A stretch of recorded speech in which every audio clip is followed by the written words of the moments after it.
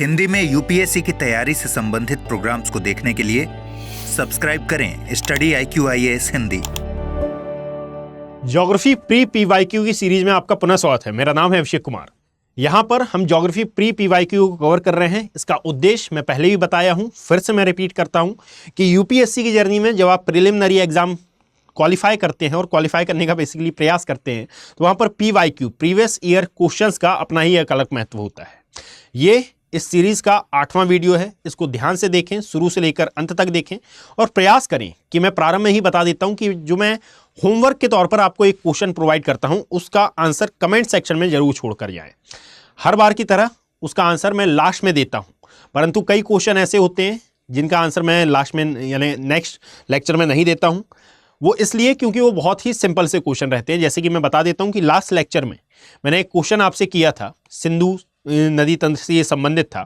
उसका आंसर था भाई सतलुज नदी। जिन्होंने भी गलत आंसर दिया है वो करेक्ट कर लीजिएगा। चलिए प्रारंभ करते हैं। यह है मेरे तमाम प्रकार के सोशल मीडिया प्लेटफॉर्म, जिनमें से आपके लिए जो आवश्यक है यह है टेलीग्राम चैनल जिसका नाम है अभिषेक कुमार ज्योग्राफी। यहाँ पर जाकर आप इस प्री PYQ सीरीज की PDF डाउनलोड कर सकते हैं और चाहे तो इसका प्रिंट भी करा सकते हैं। यहाँ पर मैं डिस्क्रिप्शन इसलिए प्रोवाइड नहीं करता हूँ ताकि भाई आप बुद्धिमत्ता के आधार पर जहां पर आपने नोट्स बनाए हैं वहां पर आप इन सभी टॉपिक्स को या फिर इन सभी क्वेश्चन का जो भी डिस्क्रिप्शन होता है जो कि मैं बताता हूं वीडियो में, उसको नोट डाउन करें। इससे होगा क्या कि जब आप नोट्स पढ़ रहे होंगे तो उसके साथ ये जो एडिशनल कॉन्सेप्ट है ये अपने आप रिपीट कर लेंगे। यानी कि जनरली ये ह्यूमन टेंडेंसी होती है कि यदि मैं PYQ कर रहा हूं और मेरे पास PDF है तो भाई वो PDF को कम ही स्टूडेंट पसंद करते हैं पढ़ना। तो अच्छा ये होगा कि भाई जहां पर भी टॉपिक लिखा हुआ है, जैसे आज के चैप्टर में नदियों के बारे में काफ़ी ज़्यादा डिस्कशन होने वाला है, तो नदियों वाला जहां पर आपने इंडियन ज्योग्राफी में नदियों वाला चैप्टर किया हुआ है वहां पर जाकर इस डेटा को ऐड ऑन कर लें। इससे आपका डेटा भी एनरिच होगा और साथ ही साथ पढ़ने के लिए आपको यहाँ वहाँ नहीं जाना पड़ेगा। यानी कि बार बार आपको अलग अलग कॉपी के पेजेस नहीं पलटने पड़ेंगे। तो संबंधित टॉपिक में जाकर आप इसके जो डेटा है, जो एडिशनल डेटा है, उसको ऐड ऑन कर सकते हैं। प्रारंभ करते हैं आज की क्लास। सबसे पहले निम्नलिखित नदियों पर विचार करें। ब्राह्मणी नदी, नागावली नदी, स्वर्णरेखा नदी, वंशधारा नदी। उपरोक्त में से कौन सी नदियां पूर्वी घाट से निकलती हैं? भाई आपको ध्यान रखना है कि पूर्वी घाट की बात की गई है, ईस्टर्न घाट माउंटेन की बात की गई है। सबसे पहले यदि हम ब्राह्मणी नदी की बात करें तो ब्राह्मणी नदी का उद्गम रांची पठार से होता है, अर्थात जो छोटा नागपुर का पठार है। दामोदर नदी इसको दो पार्ट्स में डिवाइड करती है। उत्तर में आता है हजारीबाग पठार और दक्षिण में आता है रांची पठार और झारखंड राज्य की राजधानी ये रांची पठार में स्थित है। ये रांची के समीप से उद्गम लेती है और साथ ही साथ बंगाल की खाड़ी में अपना मुहाना बनाती है। अब मैंने पहले ही बता दिया कि ये जो रांची है रांची पठार के अंतर्गत है, मतलब कि ये पूर्वी घाट का भाग नहीं मानी जाती। नागावली की यदि हम बात करें तो उड़ीसा के समीप से ये निकलती है। उड़ीसा में जो हमारा पूर्वी घाट पर्वत है वहाँ के समीप से या फिर उसी के समीप से इसका उद्गम होता है और आफ्टर दैट ये जाती है और बंगाल की खाड़ी सागर में अपना जल गिराती है। स्वर्ण रेखा नदी की यदि हम बात करते हैं तो याद रखिएगा इसका उद्गम भी रांची के समीप से ही होता है और ये वही नदी है जिसमें गोल्ड पार्टिकल की प्रेजेंस, गोल्ड पार्टिकल की या फिर जो सोने के निक्षेप होते हैं उसकी प्रेजेंस आपको यहाँ पर देखने के लिए मिलती है। प्लेसर बेसिकली उनकी प्रेजेंस आपको देखने के लिए मिलती है और इसीलिए इसको कहा जाता है स्वर्ण रेखा नदी। आफ्टर दैट ये आती है हमारी वंशधारा नदी। इसका उद्गम भी आप पाएंगे कि उड़ीसा के समीप से ही हो रहा है और ये उड़ीसा तट पर जाकर ही अर्थात बंगाल की खाड़ी सागर में जाकर अपना मुहाना बना रही है। मतलब कि उड़ीसा में जो पूर्वी घाट पर्वत विस्तृत है हमारा, उस क्षेत्र से ये दो नदियां निकलती हैं। इसीलिए इसका आंसर माना जाएगा भाई option number option number B, जिसमें 2 और 4 इसके सही आंसर माने जाएंगे। Is that clear? आगे बढ़ते हैं। निम्नलिखित कथनों पर विचार करिए। तो इसमें बोला गया है भाई कि मोरिंगा सहजन वृक्ष एक, सहजन का मतलब मैं बता दूं कि इसका मतलब होता है स्थानिक।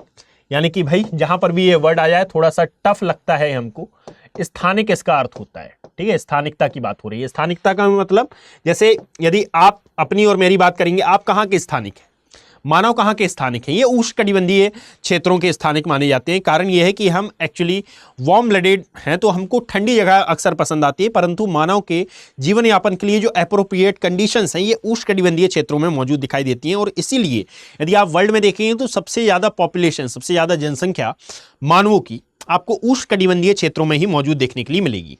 आफ्टर दैट इसी प्रकार से हर एक जीव जंतु, हर एक पेड़ पौधे की कुछ स्थानिकता होती है।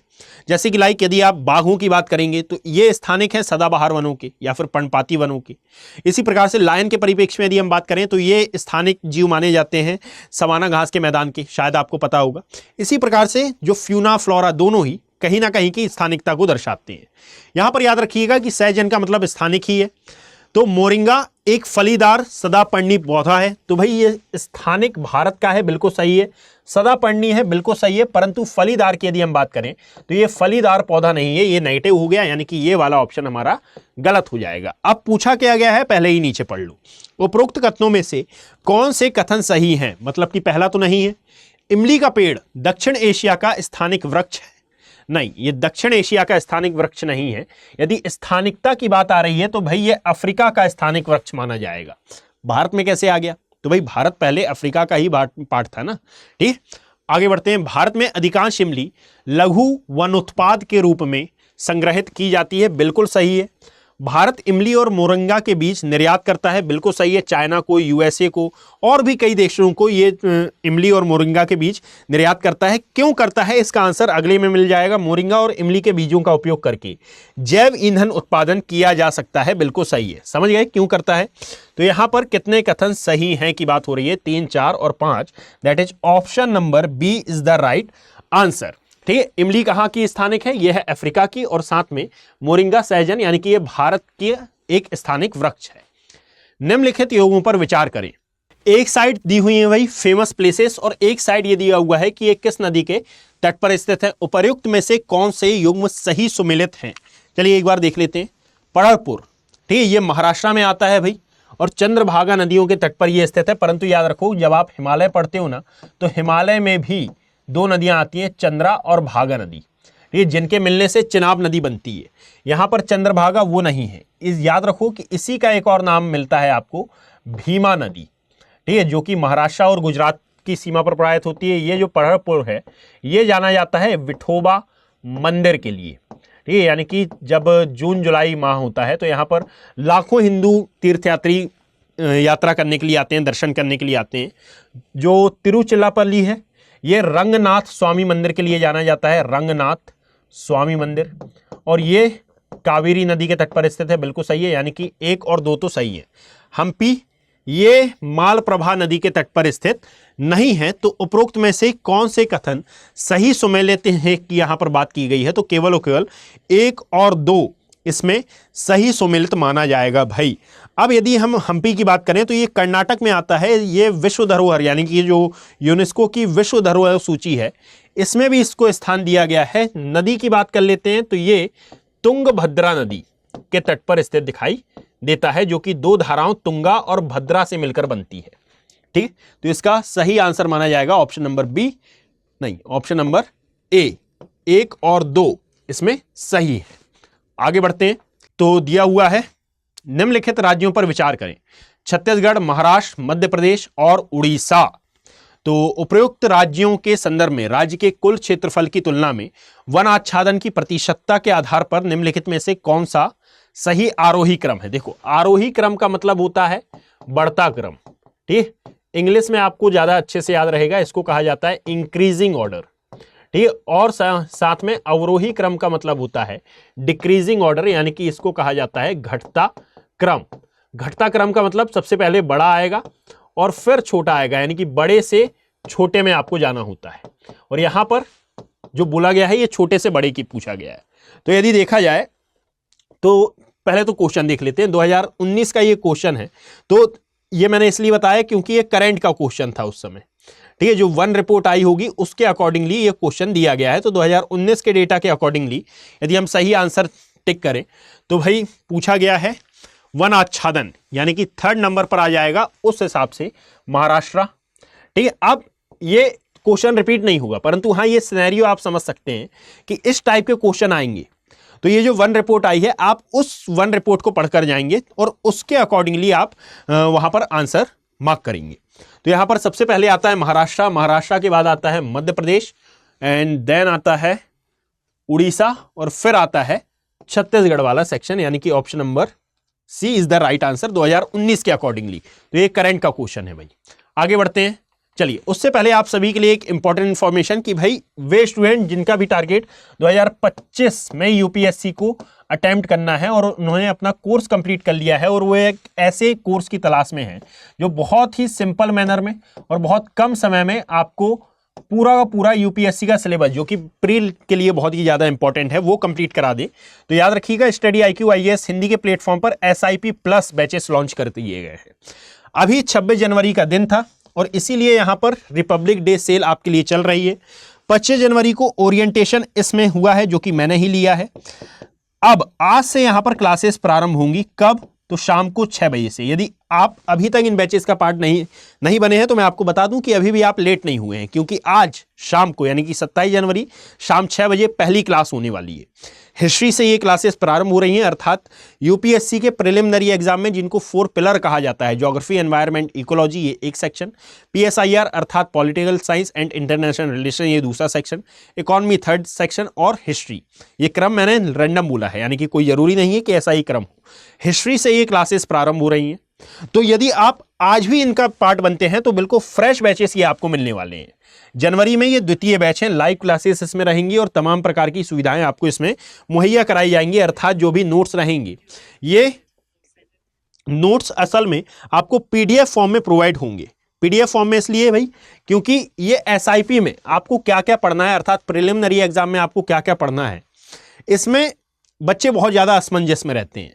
तो भाई सिलेक्टेड टॉपिक जो भी प्री के लिए बहुत ज़्यादा आवश्यक है उनको यहाँ पर लिया गया है। उस PDF को आप चाहें तो आप प्रिंट आउट निकलवा लें, या फिर चाहें तो यदि मोबाइल की स्क्रीन से या फिर लैपटॉप की स्क्रीन से आपसे पढ़ा जाता है तो आप वैसे पढ़ लें।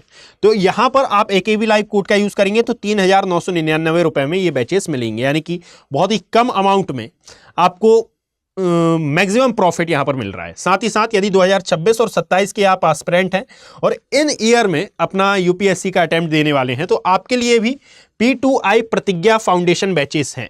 इसका क्या मतलब है, यानी कि ये जो प्रतिज्ञा है इसके तहत यदि आप अपना टारगेटेड ईयर में यूपीएससी का प्री क्वालिफाई करते हैं, केवल और केवल प्री क्वालिफाई करते हैं, तो मेंस की तैयारी और IGP यानी कि इंटरव्यू गाइडेंस प्रोग्राम ये आपको फ्री ऑफ कॉस्ट दिया जाएगा। प्री को क्वालिफाई करने पर आपकी पूरी की पूरी फीस रिफंड कर दी जाएगी।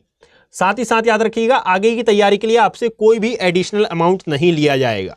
यहां पर भी रिपब्लिक डे सेल चल रही है। आज इन दोनों ही बैचेस में इस सेल का अंतिम दिन है। यदि टारगेटेड ईयर में प्री क्वालिफाई किया तो ये तो रिफंड होगा ही, और साथ में यदि मंथली होने वाले टेस्ट में आपने प्रथम स्थान हासिल किया है तो प्रथम स्थान हासिल करने पर 11,000 रुपए तक का बोनस प्राइज यानी कि इसको प्राइज मनी आप बोल सकते हैं, ये आपको प्रोवाइड कराई जाएगी।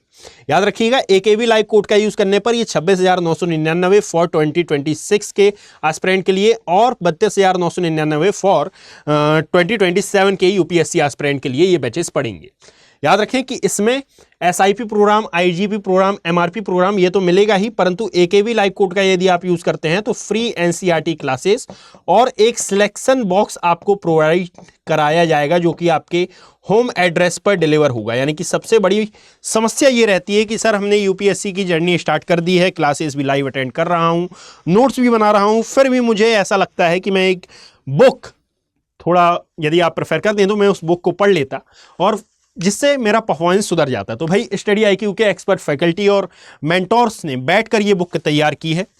अब इसमें जो पहले गलतियां थी वो गलतियां बिल्कुल नए तरीके से सुधार दी गई हैं। तो इन बैचेस का पार्ट बनने पर इन सिलेक्शन बॉक्स में आपको बुक्स भी प्रोवाइड कराई जाएंगी जिससे आपको बाहर से कुछ भी बाय नहीं करना पड़ेगा। ठीक है, वापस आते हैं टॉपिक पर। देखिएगा, निम्नलिखित युगों पर विचार करें। बंदरपुष्ट चोटी, यमुना ग्लेशियर, एक साइड दिए हुए हैं ग्लेशियर और एक साइड दी हुई है नदी। बंदरपुष्ट यहां से यमुना नदी निकलती है, 12 शिगरी यहां से चिनाब नदी निकलती है, मिलाम यहां से मंदाकिनी नदी निकलती है। शायद आपको पता होगा कि ये तो गलत ही हो गया, ये निकलती है असल में केदारनाथ के समीप से। ठीक है, आफ्टर दैट यहां ये जाती है रुद्रप्रयाग में और फिर मिल जाती है ये अलकनंदा नदी से। सियाचिन से नुब्रा नदी निकलती है, बिल्कुल सही तो दिख रहा है, और जेमू ग्लेशियर से मानस नदी निकलती है। सबसे पहले लोकेशन जान लो भाई, जो बंदरपुष्ट है ये उत्तराखंड राज्य में आता है। उत्तराखंड राज्य में जो पौड़ी गढ़वाल वाला क्षेत्र है वहां पर ये आपको बंदरपुष्ट चोटी दिखाई देगी।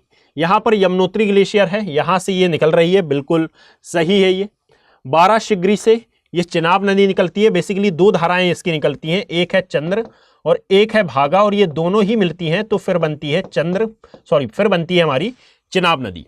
मिलाम ग्लेशियर से मंदाकिनी नदी निकलती है, ऐसा नहीं है। याद रखो कि ये मिलाम ग्लेशियर भी उत्तराखंड में है, और सियाचिन ग्लेशियर ये आता है लद्दाख में, ये बेसिकली आता है काराकोरम श्रेणी पर। यहां से जो नुब्रा नदी निकलती है ये श्योक की सहायक नदी है, और श्योक सिंधु की सहायक नदी है, ये पाकिस्तान में जाकर सिंधु नदी से मिल जाती है। जो जेमू ग्लेशियर है, जेमू ग्लेशियर असल में पश्चिमी सिक्किम वाले एरिया में आपको लोकेटेड मिलेगा, इसी के बाजू में जेमू, हाँ ठीक है, पश्चिमी सिक्किम वाले एरिया में। यहां से निकलती है तीस्ता नदी, जो कि आज वर्तमान में जमुना की सहायक नदी है। पहले ये गंगा की हुआ करती थी, बाद में प्लेट विवर्तनिकी सिद्धांतों के द्वारा इसने अपना मार्ग परिवर्तित किया, और आज वर्तमान में ये जमुना की सहायक नदी है। मानस के बारे में याद रखो कि ये अरुणाचल प्रदेश से ओरिजिन लेती है, मतलब कि इसके अकॉर्डिंगली देखा जाए तो 1, 2 and 3 is the right. Siachen से 1, 2 and 4 is the right. Milam ये गलत है, और साथ में जेमू ग्लेशियर मानस भी गलत है, ठीक है, ये अरुणाचल प्रदेश से निकलती है। तो option number A is the right answer, ठीक है। 1, 2 और 4 आगे बढ़ते हैं। अलियार, ईसापुर और कमसाबती जैसे ज्ञात स्थानों में क्या समानता आपको देखने के लिए मिल रही है? चलिए तो देखिएगा भाई कि ये जो अलियार है, अच्छा पहले देख लेते हैं कि हाल ही में खोजे गए यूरेनियम निक्षेप हैं, नहीं। उष्णकटिबंधीय, सबसे पहले तो मैं आपको बता देता हूं कि ये तीनों ही डैम है भाई, ठीक है, तीनों ही डैम है। अब डैम से संबंधित कोई तथ्य है क्या, वो देख लेते हैं।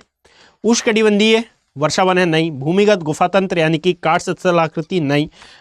जल भंडार बिल्कुल सही है, यानी कि option number D is the right answer. पर एक बार हम देख लेते हैं कि असल में ये अलियार क्या है। तो देखना भाई, तमिलनाडु में एक जिला है, ठीक है, तमिलनाडु है जो कि भारत का, दक्षिण भारत का एक राज्य है। यहां पर एक जिला मिलेगा, नाम है इसका कोयंबटूर। कोयंबटूर के अंतर्गत एक शहर आता है जिसको नाम दिया जाता है पोलाची, और पोलाची का एक गांव है जिसको नाम दिया जाता है अलियार, और यहां पर बनाया गया है अलियार बांध, और बस है ना, अलियार बांध जो कि जल भंडार के लिए जाना जाता है, ठीक है। किन पहाड़ियों पर है, तो अन्नामलाई पहाड़ियों के अंतर्गत आने वाला ये स्थान है। साथ ही साथ जो ईसापुर है ये पेन गंगा नदी पर बनाया गया है भाई, याद रखिएगा, ये पेन गंगा, हिंदी में लिखता हूं सॉरी, ये बनाया गया है पेन गंगा नदी पर, यानी कि वेन गंगा, पेन गंगा, वर्धा, इन नदियों का शायद आपने नाम सुना हो, इन्हीं पर स्थित है हमारा ईसापुर बांध। महाराष्ट्र के समीप ही आपको देखने के लिए मिलेगा। साथ ही साथ याद रखो कि अब है हमारा कमसाबती बांध। तो कमसाबती की एक और नदी है जिसको नाम दिया जाता है कुमारी नदी, इन दोनों के संगम पर बनाया गया है कमसाबती बांध, ठीक है भाई। ये तीनों ही डैम है और जल भंडार के लिए जाने जाते हैं। आफ्टर दैट, निम्नलिखित में से कौन सी एक कृत्रिम झील का उदाहरण है? देखो भाई, जो कोडाई कनाल है पहले ही नंबर पर मैं आपको बता देता हूं, दैट इज राइट आंसर, यानी कि ये एक प्रकार की कृत्रिम झील है। कारण क्या है कि जो कोलेरू झील है ये केजी बेसिन अर्थात गोदावरी कृष्णा बेसिन के क्षेत्र में आती है। ये पूरे विश्व की एकमात्र ऐसी झील है जो कि पहले लैगून झील हुआ करती थी, आज वर्तमान में ये डेल्टाई झील का उदाहरण मानी जाती है। ऐसा क्यों है? क्योंकि भाई गोदावरी कृष्णा नदियों ने जहां पर डेल्टा बनाया वहां वो वाला जो क्षेत्र था वो बंगाल की खाड़ी सागर के तट पर स्थित था, और बंगाल की खाड़ी सागर यानी कि जो पूर्वी तटीय मैदान है बेसिकली हमारा, यह हम जानते हैं कि निर्गमन प्रक्रिया द्वारा निर्मित मैदान है, अर्थात ये एक जलमग्न मैदान का उदाहरण नहीं है, ये जलखंड से बाहर आ गया है, इसलिए इसको कहा जाता है निर्गमन क्रिया द्वारा निर्मित मैदान। तो ये जो केजी बेसिन वाला एरिया है, जैसे जैसे पूर्वी तटीय मैदान का विस्तार हुआ वैसे वैसे आप ये बात याद रखेंगे कि ये कोलेरू झील पहले लैगून हुआ करती थी, आज वर्तमान में आप बात करेंगे तो ये एक डेल्टा लेक का उदाहरण मानी जाती है। Is that clear? जो नैनीताल है ये विवर्तनिकी झील है, यानी कि ये एक टेक्टोनिक लेक मानी जाती है कि विवर्तनिकी क्रिया द्वारा निर्मित यह झील है, विवर्तनिकी झील है ये। आफ्टर दैट जो रेणुका है ये हिमाचल प्रदेश में आती है, ये एक ग्लेशियर लेक का उदाहरण है भाई। तो यहां पर बात की गई थी कृत्रिम झील की, तो तमिलनाडु की कोडाईकनाल झील ये बेसिकली फेमस मानी जाएगी। 1863 के आसपास इसका निर्माण किया गया था, ठीक। कोडाईकनाल जो हिल स्टेशन है वहां पर ये आती है, और किन पहाड़ियों पर? तो पालनी पहाड़ियों पर ये लोकेटेड बच्चे दिखाई देती है। आफ्टर दैट आगे बढ़ते हैं। निम्नलिखित कथनों पर विचार करें। बैरन द्वीप ज्वालामुखी एक सक्रिय ज्वालामुखी है जो कि भारतीय राज्य क्षेत्र में आता है, बिल्कुल सही बात है। अंडमान निकोबार द्वीप समूह की यदि आप बात करेंगे तो अंडमान निकोबार में से जो अंडमान द्वीप समूह है उसका ये पार्ट है, भारत का एकमात्र सक्रिय ज्वालामुखी इसको कहा जाता है। ठीक है, कहां पर है? तो जब आप अंडमान निकोबार द्वीप पढ़ते हैं तो सबसे ऊपर आता है उत्तरी अंडमान, फिर मध्य अंडमान, दक्षिणी अंडमान, यहां पर आता है लिटिल अंडमान। तो ये जो मध्य अंडमान वाला सेक्शन है, इससे जब आप पूर्व की ओर बढ़ते हैं तो यहां पर आपको दिखाई देता है बैरन आइलैंड। इसके अलावा एक और बात याद रखो कि जो उत्तरी अंडमान है, यहां पर एक और ज्वालामुखी है जिसको कहा जाता है नारकुंडम। ये भारत का एक इनएक्टिव वॉल्केनो या फिर इसको कहा जाए अक्रिय ज्वालामुखी, यानी मृत नहीं है, अक्रिय है कि भाई कभी कभी विस्फोट हो जाता है, कभी नहीं होता है, यानी कि बहुत लंबे समय से विस्फोट नहीं हुआ है। पर ऐसा नहीं है कि विस्फोट ना होने की संभावना ही है, कि नहीं ही होगा विस्फोट, कभी भी इसमें विस्फोट देखा जा सकता है, उद्गार देखा जा सकता है। बीच में हो सकता है इससे पाइलोक्लास्ट उत्पन्न हो गया हो या फिर पाइलोक्लास्ट निकल जाता हो सकता है कई बार लावा निकल जाता हो, ये सभी घटनाएं हैं। परंतु बैरन आइलैंड, बैरन द्वीप के बारे में याद रखो, ये आइलैंड भी है, एक द्वीप भी है, यहां हर 2-3 साल में उद्गार देखा जाता है और इसीलिए इसको एक सक्रिय ज्वालामुखी या फिर भारत का एकमात्र एक्टिव वॉल्केनो में हम काउंट करते हैं। बैरन द्वीप ग्रेट निकोबार के लगभग 140 किलोमीटर पूर्वी भाग पर, अभी मैंने बताया कि ये ग्रेट निकोबार पर नहीं है, ये मध्य अंडमान वाले एरिया में आपको देखने के लिए मिलेगा। ठीक है, आफ्टर दैट यदि यहां पर मध्य अंडमान होता तो ये सही होता। ठीक है, आगे बढ़ते हैं। पिछली बार बैरन द्वीप ज्वालामुखी में 1991 में उद्गार हुआ था और तब से यह निष्क्रिय बना हुआ है। तो भाई मैं आपको बता दूं कि ऐसा कुछ नहीं है। अभी मैंने एक बात रिपीट की कि हर 2 या 3 सालों में इसमें उद्गार देखा जाता है। हाँ, ये बात अलग है कि भाई 1991 में 1991 में बहुत बड़ा इसमें उद्गार हुआ था, परंतु 1773 के आसपास से यदि हम जाते हैं, 1773 में इसमें पहली बार उद्गार देखा गया था, यानी कि फर्स्ट टाइम हिस्ट्री में पहली बार उद्गार 1773। एक बार ईयर चेक कर लेना, मुझे एक्चुअली हर बार 1773 और 1787 में कंफ्यूजन रहता है। मोस्ट प्रोबेबिलिटी इसका जो ईयर है ये 1787 है। पहली बार इसमें उद्गार हुआ था और सबसे बड़ा हुआ था 1991 में। उसके बाद से एवरी 2-3 ईयर में इसमें विस्फोट होता रहता है। तो उपर्युक्त कथनों में से कौन सा या कौन से कथन सही हैं? तो केवल और केवल एक सही है, option number A is the right answer. आगे बढ़े, इसका भाई ऑप्शन नंबर ए था इसका भी। ठीक है, आगे बढ़ लेते हैं। देखिएगा, तीस्ता नदी के संदर्भ में निम्नलिखित कथनों पर विचार करिए। तीस्ता नदी का उद्गम वही है जो ब्रह्मपुत्र का है, लेकिन यह सिक्किम से होकर बहती है। भाई ब्रह्मपुत्र नदी का उद्गम मानसरोवर झील में, मानसरोवर झील के समीप से होता है और ये तिब्बत के पठार में सांगपू नाम से जानी जाती है। क्या मानसरोवर के समीप से ही इसका उद्गम हो रहा है? नहीं। अभी यदि आपने प्रीवियसली ध्यान दिया हो तो मैंने बताया था कि पश्चिमी सिक्किम में एक ग्लेशियर है जिसको नाम दिया जाता है जेमू ग्लेशियर, यहां से ये उद्गम लेती है। आफ्टर दैट ये भूटान और साथ ही साथ सिक्किम की बॉर्डर पर प्रवाहित होती है। इसके पश्चात ये बांग्लादेश में प्रवेश करती है और ब्रह्मपुत्र में अपना जल विसर्जित करती है। ठीक है, तो ये सिक्किम से ओरिजिनेट हो रही है भाई साहब, इसीलिए ये वाला स्टेटमेंट हमारा रॉन्ग हो जाएगा। ठीक है, रंगीत नदी की उत्पत्ति सिक्किम में होती है और यह तीस्ता नदी की सहायक नदी है। बिल्कुल सही है कि रंगीत एक सिक्किम की नदी है, सॉरी पश्चिम सिक्किम की एक नदी है और एक जगह है कंचनजंगा क्षेत्र, आप जानते होंगे ये भारत की मुख्य हिमालय की सबसे ऊंची चोटी मानी जाती है भारत में स्थित।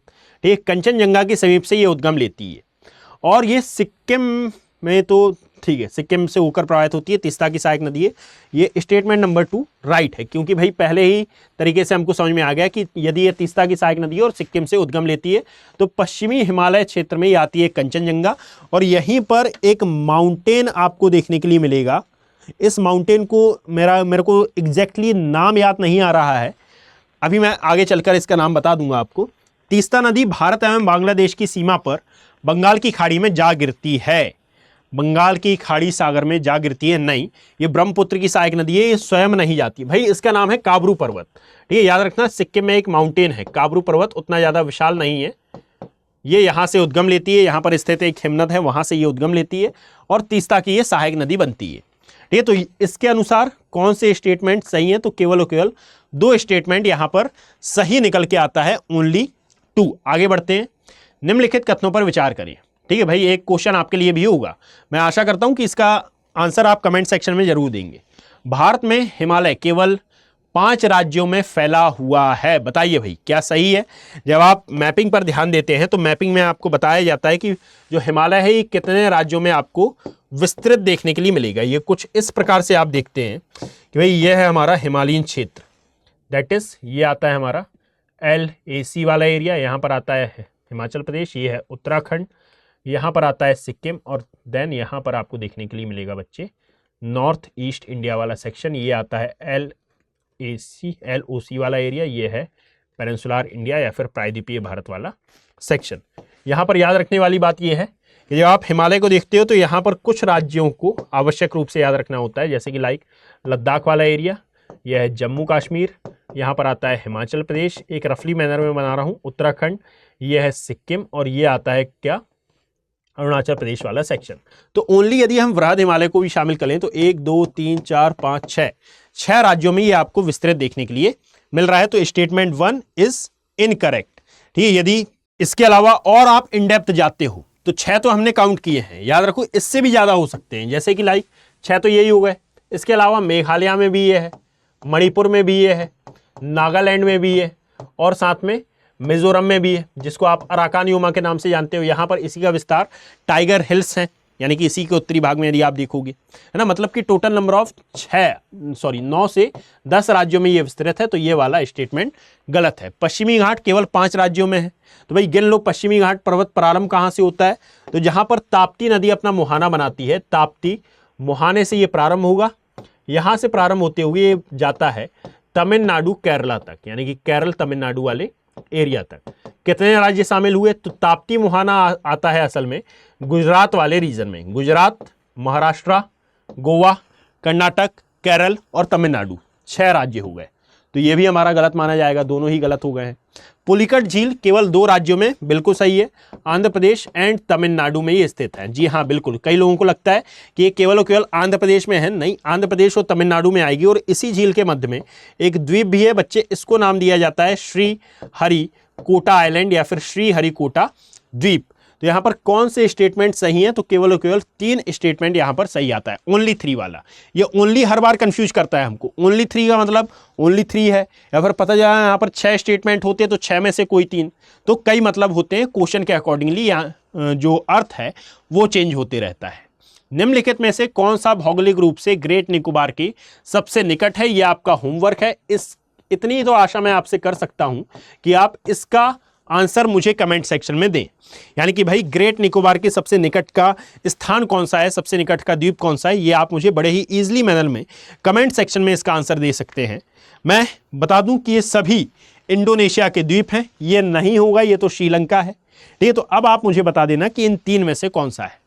आपके कमेंट सेक्शन में आंसर देने का मैं वेट करूंगा। यदि इस सीरीज पसंद आ रही हो तो इसको आप शेयर कर सकते हैं, और तमाम प्रकार की हेल्प के लिए या फिर किसी भी प्रकार की सुविधा आपको चाहिए हो, मुझसे हेल्प चाहिए हो, यूपीएससी की जर्नी में किसी भी प्रकार का व्यवधान आ रहा हो, तो ये मेरा टेलीग्राम चैनल है, आप यहाँ पर भी मुझसे कनेक्ट हो सकते हैं। Thank you. हिंदी में यूपीएससी की तैयारी से संबंधित प्रोग्राम्स को देखने के लिए सब्सक्राइब करें स्टडी IQ IAS हिंदी।